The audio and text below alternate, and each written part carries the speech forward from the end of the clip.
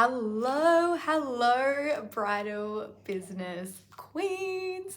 I'm jumping on because I wanted to share an experience with you whereby my boundaries were definitely creeped upon, and I had to really be assertive during this process. And I wanted to jump on and share this experience with you because I would love to hear from you how you would have handled this situation in your business. Hello, Jessica. Hello.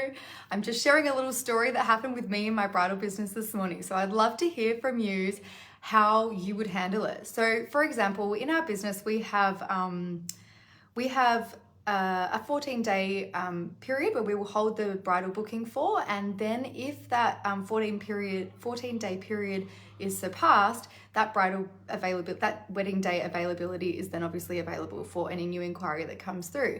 So often you'll probably find that we always find, and I'm sure you'll find the same in your business, is that the bride will be price shopping, and quite often the process to do the price shopping won't be as efficient with other bridal stylists, and so therefore that 14-day period it goes just like that.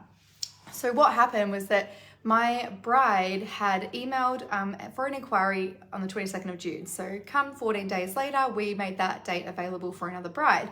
What happened is that she actually just went in and went ahead with her booking, but 3 weeks later, and it ended up being that we had a double booking because we'd already had a bride who was efficient and booked it in. So I, with transparency being a major value of mine, emailed the bride and let her know what had happened, but I was still available. I'm at a higher rate, so again, I was transparent and shared that with her.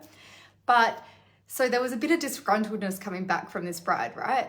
Again, I picked it up straight away and I handled it very assertively, and I would say very professionally.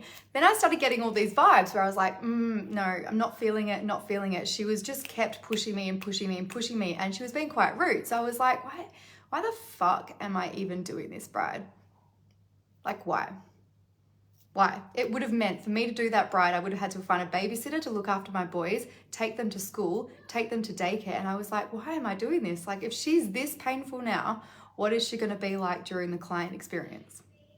And so during our sales experience, we actually follow up with our brides 3 times in that 14-day period, and we give them ample notice and very, very clear transparency in terms of when their 14 days is up. So this happened all after it anyway. So what I ended up doing is I actually emailed the bride and I was like, I'm actually really happy to offer you a refund of your deposit because I just feel like this isn't a very good fit.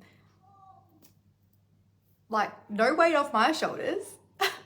But what could have been if that bride did continue with her service, and throughout the client experience, she became more and more increasingly painful? Because if this is the experience and the energy that's being passed between myself and the bride now in just the inquiry stage, what would that be like throughout the entire client experience? So I would love to know when you, for everybody who watched this on the replay, I'm not sure, Jessica, if you're still here, but let me know in the comments below, what would you do in that situation?